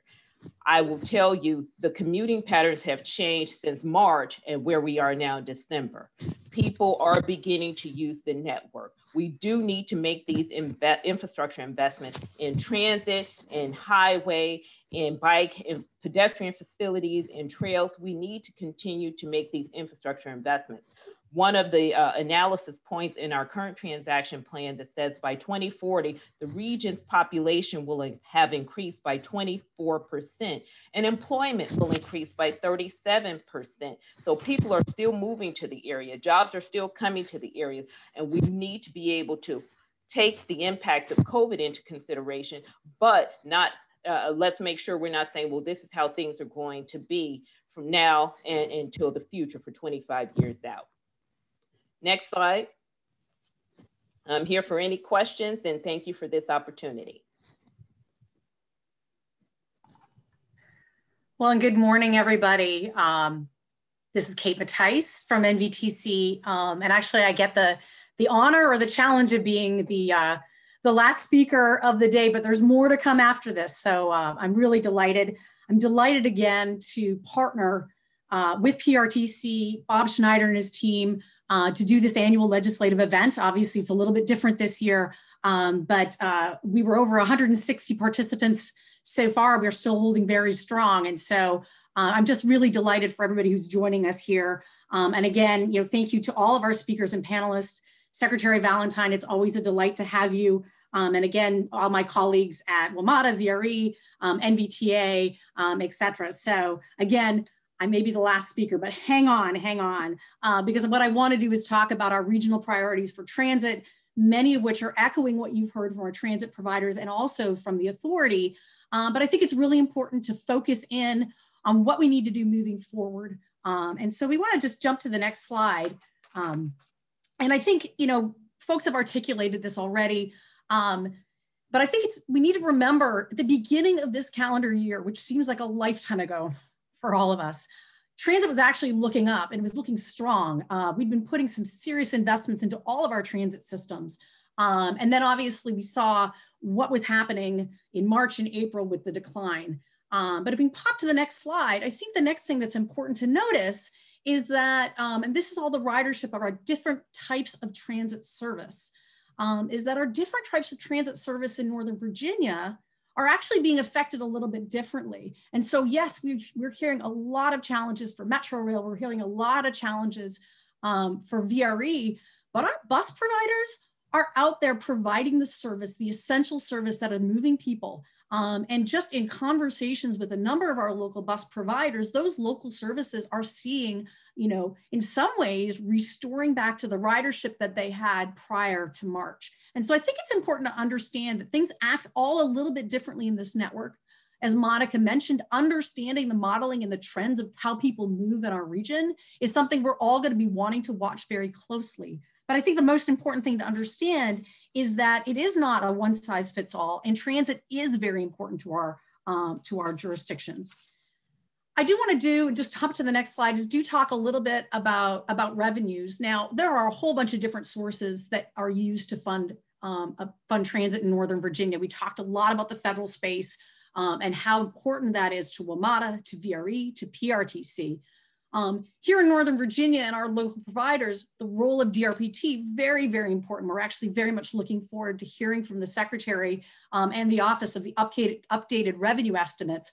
But here in Northern Virginia, we actually do have a regional motor fuel sales tax that is used to support our transit operations and what our localities do to pay for their WMATA bill. It also goes towards a WMATA dedicated funding as well as VRE dedicated funding. And so again, if you look at the trends over the months, we did see a major decline in those. But if we hop to the next slide, you can see that there is a little bit of a rebound. Again, it's not great. We have a long way to go. But I think getting back to the future and looking what's happening, if you look at the snapshot of time right now, we still have things to come. So we can hop to the next slide. And finally, we've actually had a lot of conversation this morning about our commuter routes and the use of express lanes to move our transit. And as many of you know, NVTC has the wonderful opportunity to administer a number of toll revenue funded programs, both on 66 inside the Beltway, as well as 395 and 95. And I think, again, understanding the patterns, understanding how people are moving forward is creating a lot of uncertainty.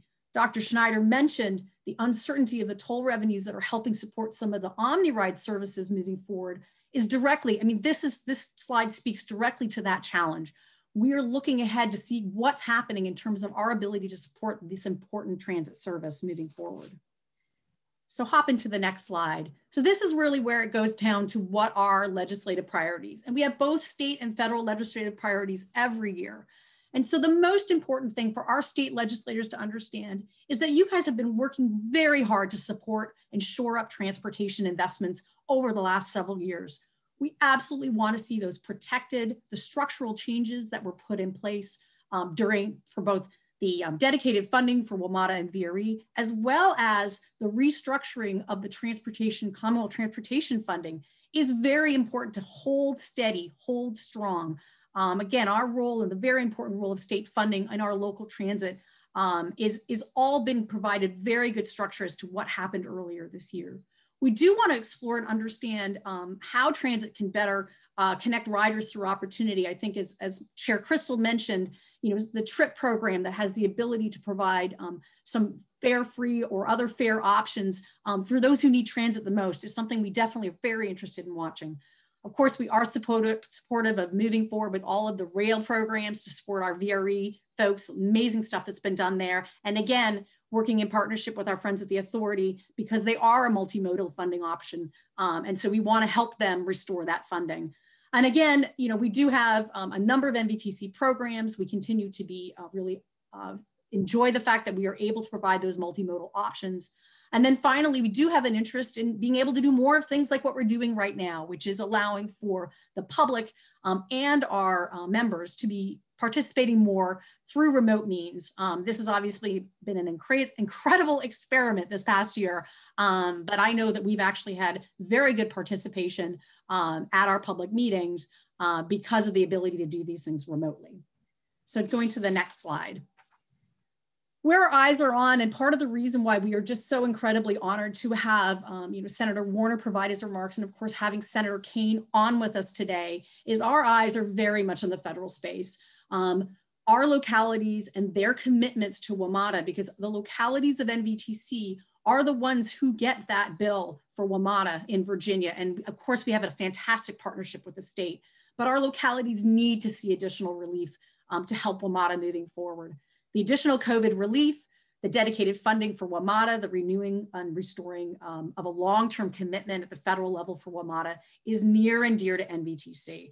And obviously, infrastructure in general, the federal transportation programs are looking at a one-year extension. So we absolutely want to make sure that any changes that happen at the federal level do involve a strong support of transit and the continued investment of things like the BUILD Act, the BUILD program and things like that through the federal program.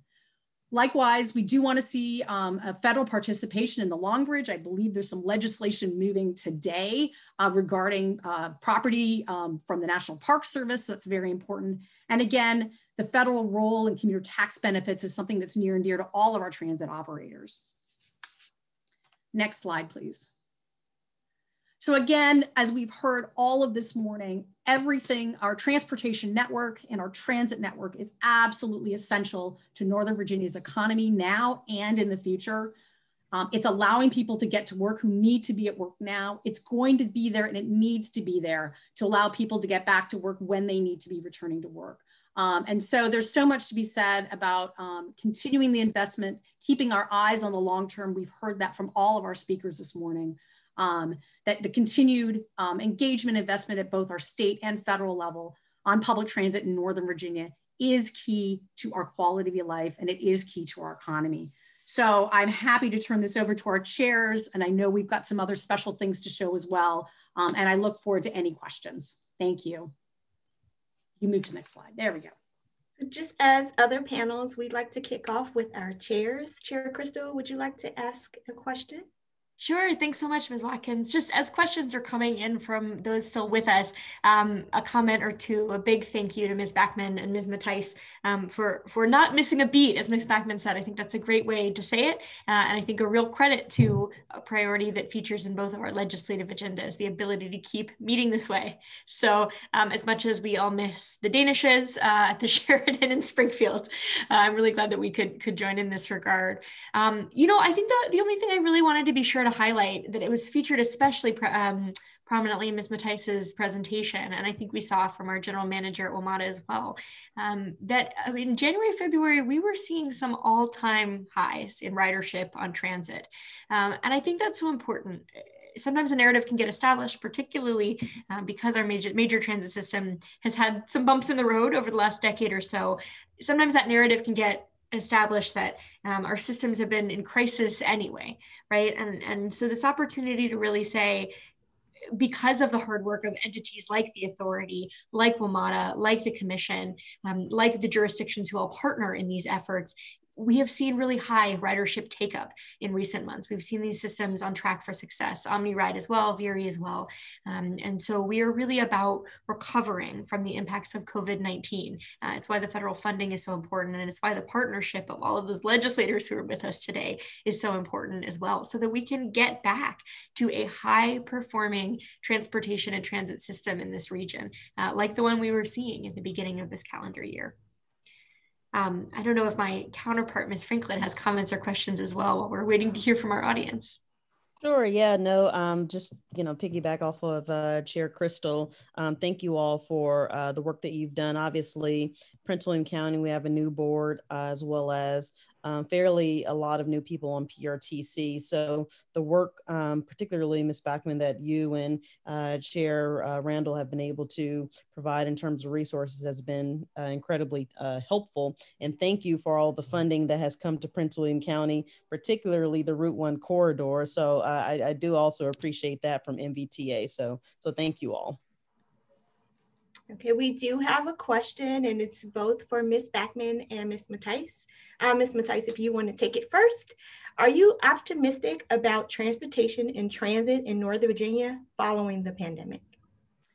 I am absolutely optimistic. I think one of the things that is incredible is the investments that have been made in our transportation network over the decades, and especially even now, just watching a lot of the construction that's been able to occur right now, both improving all of our metro rail systems, the exciting things that we see to come with VRE, and also the expansion of our express lanes and allowing transit to move. So I think we are really poised for an amazing rebound. And especially as people do need to go back to work, and even if that work pattern changes a little bit, the fact that we've provided options that are going to be ready to go when people are ready to move, I think is really, really important.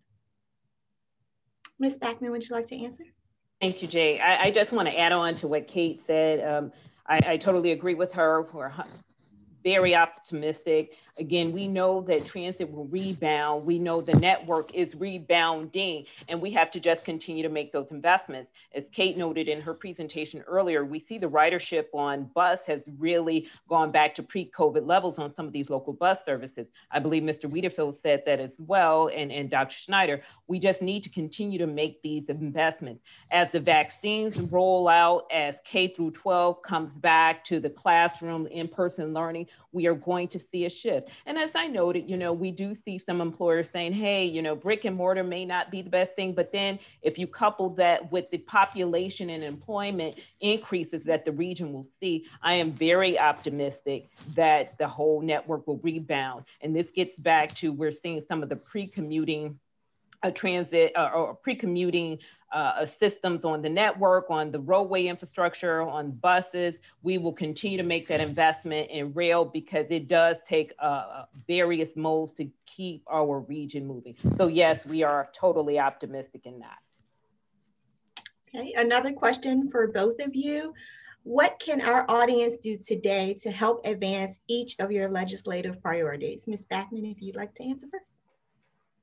Thank you. Well, as noted, we're trying to restore the authority's funding, if you could just be in support of that. And that is critical because I know when I said earlier, we're multimodal, we are truly multimodal. I know a lot of times people think that there's an emphasis on roadways, but the project to date that's received the most amount of funding, if you will, or the highest recognition award is Bus Rapid Transit for Richmond Highway. We're heavily invested in that. We're investing in these metro rail stations, whether they're new stations or second entrances. We have money on the WOND trail. We are truly multimodal. And to help get some of that money back just helps us help our localities and agencies because they cannot bear the cost of these big ticket infrastructure needs. Ms. Mattice? The NVTC perspective, we are very, very fortunate, both within NVTC as our own commissioners, as well as representation down in the General Assembly. We do have a very strong supportive General Assembly delegation. And I can even see how many have joined us today, and we thank you all for your support. So I think that obviously how we work with our state legislatures will continue that very good relationship, and obviously letting people know what's going on. As I mentioned in my remarks, I am very much focused on the federal space. And so how folks engage with our local elected officials that are sitting in Congress, I think is really important. And also just how we can bridge that network out to not just our local governments, but also those companies that support public transit. There are a lot of consulting firms and engineering firms and manufacturers all across this country, and they need to let their voices be known what it means to have healthy transit in our nation and what that sort of means for the various senators and Congress members that can move forward on federal legislation. All right, well, thank you, Ms. Backman and Ms. Matthijs, for highlighting and illuminating our regional legislative priorities. I'll now turn to Chair Franklin and then Chair Crystal for some brief remarks. Sure, thank you. On behalf of our special guests, our keynote speakers, and all of our panelists, I want to thank you all for joining us today. And I also just want to thank our Vice Chair at PRTC for also tuning in, Pamela Sebeski. Chair Crystal. Thank you. This has been such a rich discussion, and I think really highlights the diversity of the picture of transit in our region. And we really appreciate everyone participating today, adapting to this new reality and maybe enjoying your own cup of coffee at home or at the office.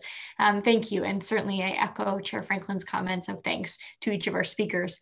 I'm going to turn it back to Ms. Watkins, our terrific MC. A big thank you to her for one more thing. But before I do, just a special thank you to the staff, certainly at both commissions, and NVTC, PRTC. You all have been tireless in helping transition us to these online meetings throughout the year. They're not easy, and certainly pulling off something of this scale has been significant. So thank you. Thank you for organizing mailing lists, handling all the Zoom bugs, and ensuring that we can all come live to you this morning. So Ms. Watkins, for final thoughts and a final introduction of a video.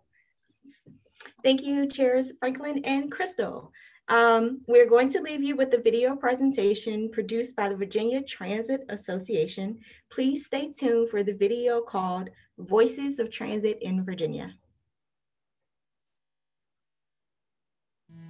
What do you think of when you think about public transit? Maybe you think about how buses and trains provide mobility. Transit takes you to work, to school, or to the doctor. Transit means you don't have to drive a car. It reduces traffic congestion. It also reduces the polluting emissions that come from cars. It makes housing more affordable if you don't have to pay for a car or its costs. Transit not only moves Virginians, it moves our state economy too. For every dollar invested in public transit, almost $3 is generated in economic impacts. But you can hear more from our Virginia Faces of Transit.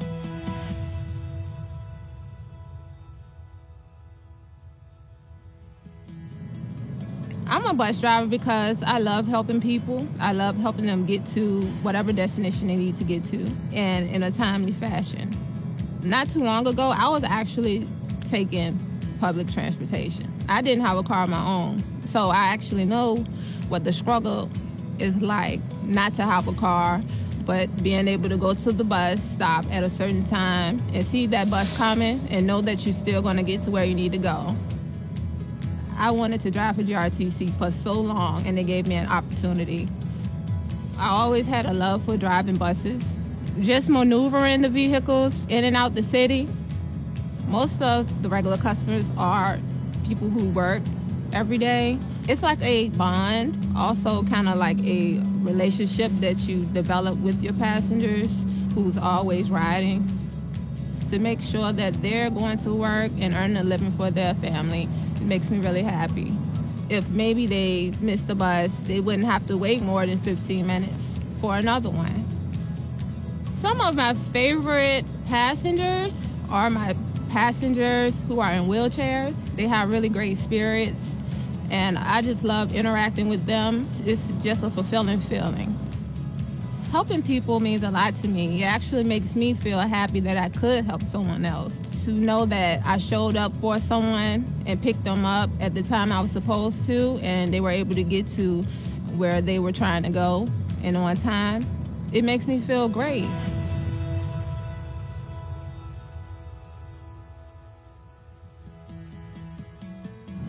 public transit improves my quality of life on a lot of different levels. I use public transit to basically get me to work, back and forth to work, and other places like doctor's appointments, grocery store shopping, things like that. I use basically the city buses, GLTC buses. I rely on it for just about all my essentials to get around Lynchburg. So it definitely enables me greater independence. Public transit is very important to me because without public transit, it would cost me more to take a cab or Uber or Lyft to get around. Really, you can basically do all your errands in the same amount of time with public transportation, just as much as having a vehicle. By using a vehicle, you're actually paying more for the cost of gas than you would a public transportation. So, like for instance, if a bus pass is $50 a month, a monthly average for a car fill-up could be 3 to 4 times that amount. Basically, what the Bus Tracker app is designed for is basically to give our riders a chance to see where their routes are and what the system looks like overall as far as when their bus is coming. I would say give public transportation a shot. You can't lose. Public transit will get you where you need to go within a day's time. I would encourage our riders to continue to support public transportation and get out there and ride the bus.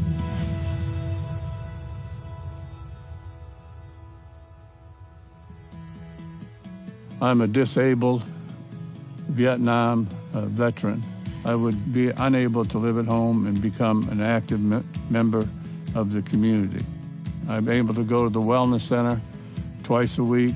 I can go to Walmart. I can go to my doctor.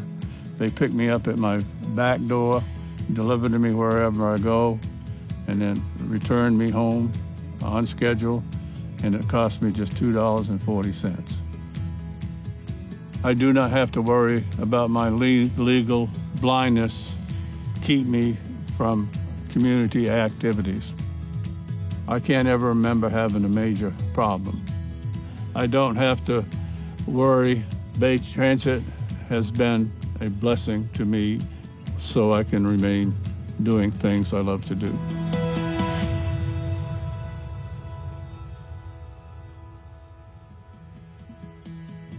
It would be hard without public transportation here in Charlottesville.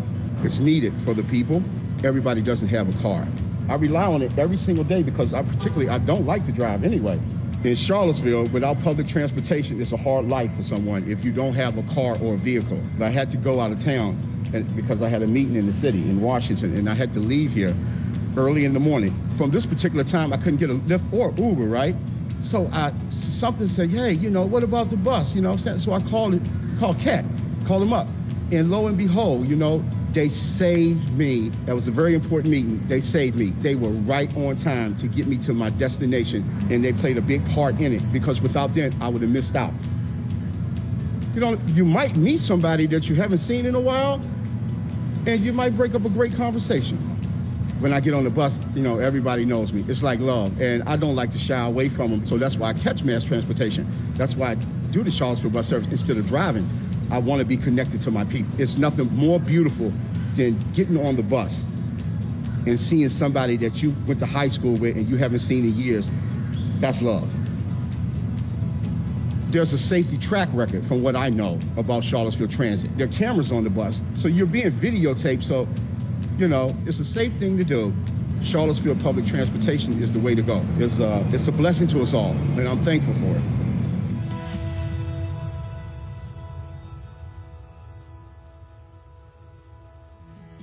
National Landing is a premier destination for employers like Amazon and others because of our location, our access to diverse talent, and our multitude of transportation options.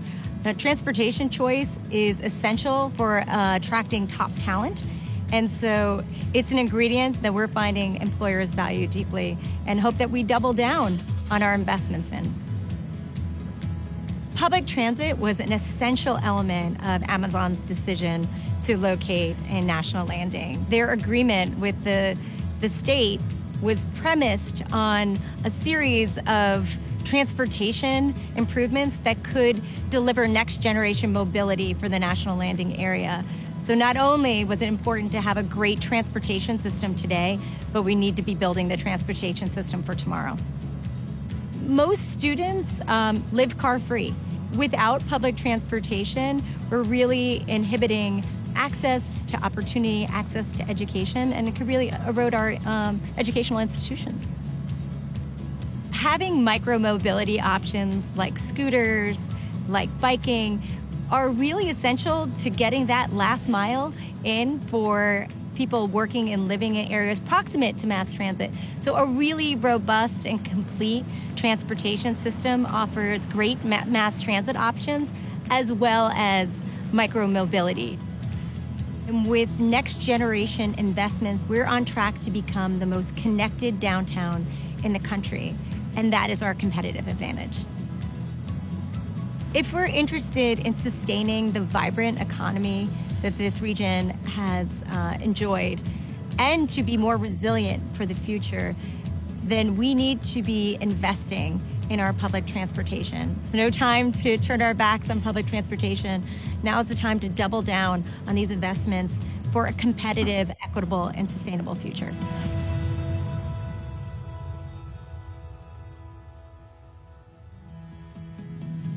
Everyone benefits from public transit. Even if you choose not to ride public transit personally, you still benefit from it by cars being taken off the road. We provide over 45 million fewer vehicle miles traveled because of the fact that our buses and other modes of transit get people to where they need to go. With recent funding that we look forward to receiving from the General Assembly, we intend to implement 15-minute service, which we believe will help get more people on public transit, and that will certainly help lessen the carbon footprint for the region. Our buses are clean diesel, and we're also about to pilot some electric buses on one of our busiest routes. So we believe that there will be further electrification of the fleet in coming years, which will certainly lessen the carbon impact on this region. So we believe public transit provides a significant benefit to the environment. Transit provides economic opportunity and ladders of opportunity for people throughout the region. Without public transit, many people could not get to their jobs. We're taking people to work, to medical appointments, to school, you name it.